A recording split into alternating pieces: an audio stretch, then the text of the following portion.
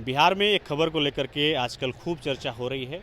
खबर ये है कि मुख्यमंत्री नीतीश कुमार ने आरक्षण में बदलाव करने का प्रस्ताव दिया है। प्रस्ताव ये है कि आरक्षण को 50% से बढ़ा करके 65% कर दिया जाए।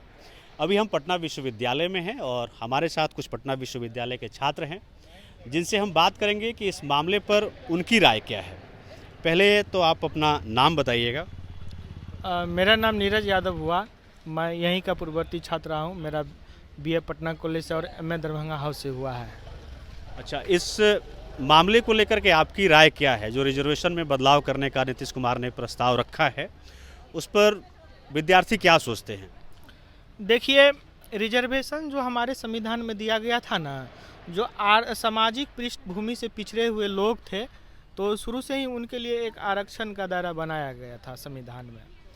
और जो मुख्य धारा में जो लोग नहीं आ पाए थे, बिहार से जो कास्ट सेंसस और उसके आधार पे जो ये आर्थिक और सामाजिक रिपोर्ट आई है, और उनका एक मतलब जो देखा जाए तो उसमें अभी भी जो समाज है, पिछड़ा समाज हो गया, दलित समाज हो गया, ये लोग आर्थिक रूप से मजबूत नहीं है। और नौकरी पैसा में भी जिसकी बड़ी संख्या है बिहार में, वो लोग अभी मात्र 6% है। एक अच्छी पहल है, आरक्षण का दायरा बढ़ाया जाए, जिससे वो लोग जो अभी तक मतलब जिनकी आर्थिक हालत ख़राब है, जो उच्च शिक्षा तक पहुंच नहीं हो पाई है, वो उस मुख्य धारा में आएंगे और इस मतलब नीति का हम लोग समर्थन करते हैं। अच्छा, आरक्षण बढ़ाने के प्रस्ताव को लेकर के आपकी राय क्या है? जी, आरक्षण का जो बुनियाद थी हमारे देश में, आरक्षण की बुनियाद कभी भी हमारे देश में गरीबी और अमीरी पर नहीं थी। ये थी कि संस्थानों में जिनका प्रतिनिधित्व कम है। तो जिस हिसाब से हमारे भारत देश का इतिहास है, हम ये जानते हैं कि भारतीय समाज का एक बहुत बड़ा तबका सदियों से संस्थानों में वंचित रहा है। संस्थानों में उनका प्रतिनिधित्व उनके जनसंख्या के अनुपात में बहुत ही नगण्य होने की स्थिति में है। इस संदर्भ में आरक्षण को लाया गया था। तो आप देखिए, 50% का एक कैप जो है सुप्रीम कोर्ट द्वारा इंदिरा साहनी बनाम भारत सरकार मंडल कमीशन के केस में 50% का कैप माननीय सुप्रीम कोर्ट द्वारा लगाया गया था। लेकिन 2019 में जो आर्थिक आधार पर आरक्षण आया, तो इस कैप को ख़त्म करके ये 60% तक जा चुका है। तो अब जबकि इस कैप को पहले से हम लोग इसके आगे बढ़ चुके हैं और बिहार सरकार ने एक ऐतिहासिक फैसला लिया जातीय जनगणना का, और उसमें ये चीज़ सामने आई कि आर्थिक आधार पे जिन लोगों को आरक्षण मिला, उनकी आबादी हिंदू और मुस्लिम दोनों की जो सवर्ण जातियाँ हैं उनको मिला के करीब 15% है। तो उसमें 10% उन लोग का आरक्षण है, तो उसको यथास्थिति बहाल रखते हुए, लेकिन बाकी जो पिछड़े और अति पिछड़े समाज के लोग हैं, और उसमें खास तौर पर अनुसूचित जनजाति और अनुसूचित जाति के जो लोग हैं, जिनके बारे में संविधान में ये व्यवस्था संविधान सभा ने की थी कि अनुसूचित जाति एवं जनजाति को जितनी उनकी जनसंख्या है, क्योंकि शोषित में भी वो सबसे ज़्यादा शोषित है, उनको हूबहू उनके जनसंख्या के अनुपात में उतना सीट हम लोग आरक्षित कर देंगे।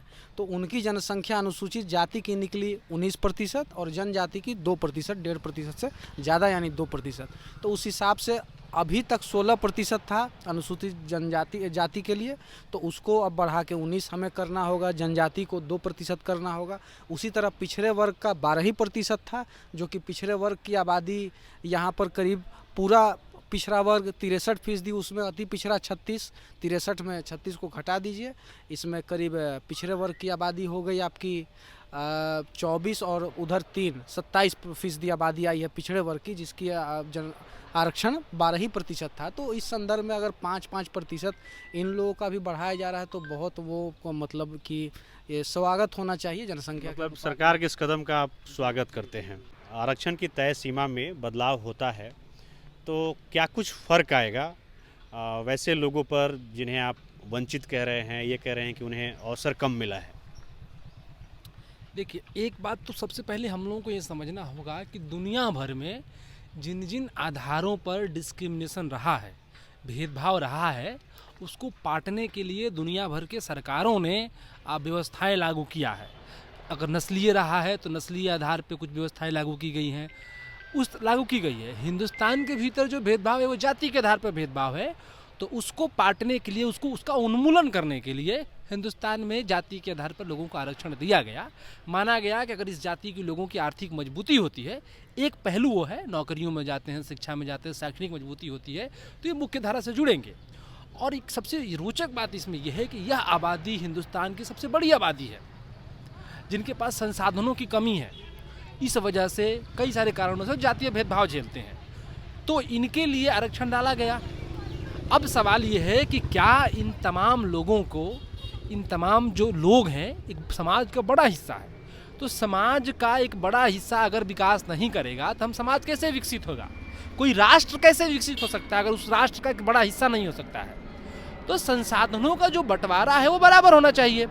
इस लिहाज से ये कैप जो हटा है EWS आने की वजह से, तो अब इस कैप को बढ़ाया ही जाना चाहिए। एक वर्ग है जो ये कह रहा है कि इससे देश में मेरिट का नुकसान होगा। मेरिट एक मिथ है।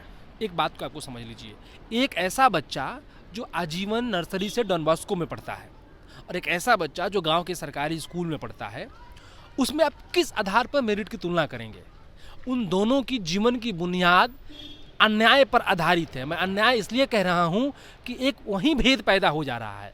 तो आप इसको मेरिट कह रहे हैं कि चंद आप क्वेश्चन दे दिए और उसको सॉल्व करके आंसर ला देना है। किसी अगर एग्जाम की बात कीजिए, आप उसको मेरिट कह रहे हैं।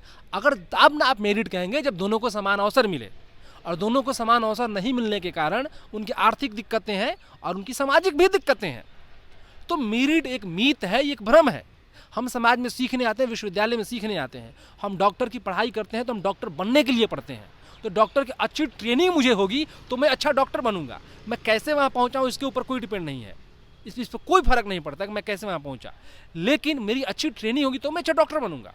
तो समाज की बुनियादी अगर भेद पे आधारित रहेगी तो उस समाज को भेद को मिटाए बिना एक स्वस्थ समाज की हम संकल्पना और रचना नहीं कर सकते हैं। इस मामले को लेकर के हम लोग कानूनी पक्ष की भी बात की शुरुआत कर रहे थे जब मैं आया तभी, तो भाई साहब आप कुछ बता रहे थे कि इसमें कानूनी पक्ष क्या हो सकता है। मैंने जब सुप्रीम कोर्ट का नाम लिया तो आप कुछ चर्चा कर रहे थे, ज़रा उसके बारे में क्लियर करिए। देखिए, सुप्रीम कोर्ट का एक बाउंडेशन था जो आरक्षण की सीमा 50% से ज़्यादा नहीं होगी।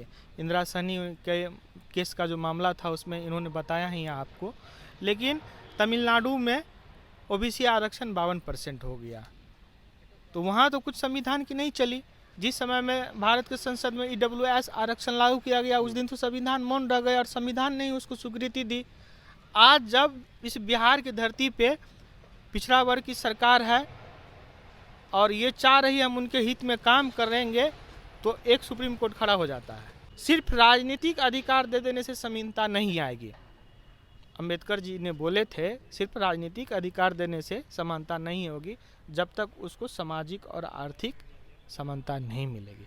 सामाजिक और आर्थिक समानता तभी मिलेगी जब वो उनको वहाँ पहुँचने तक का रास्ता तैयार किया जाएगा। नीतीश कुमार ने सारे चीज़ों को देखते हुए जो एक प्रकार की अधिकार की बात हो रही थी, उन्होंने एक बहुत बड़ा निर्णय लिया है। हम लोग उनके पक्ष में है और हम लोग चाहते हैं जो जल्दी से आरक्षण लागू हो। और भी स्टूडेंट्स हैं यहाँ पे, उनसे हम बात करेंगे। क्या ऐसा नहीं लगता कि इस फैसले से, बिहार सरकार ने जो फैसला लिया है, मुख्यमंत्री प्रस्ताव लेकर के आए हैं कि आरक्षण को बढ़ाया जाए, इसका राजनीतिक फ़ायदा इन्हें आने वाले लोकसभा चुनाव में मिलेगा? क्या सोचते हैं इस मामले में? ये राजनीतिक फ़ायदा, अगर पिछड़ों की सरकार है तो पिछड़ों की बात करेंगे और पिछड़ों की जो प्रतिनिधित्व है, हिस्सेदारी की बात, उनकी बात कर रहे हैं और यहाँ की जनता उसको सुनेंगे। और राजनीति की बात करें तो राजनीति तो हर जगह है, धर्म के नाम पे भी राजनीति है।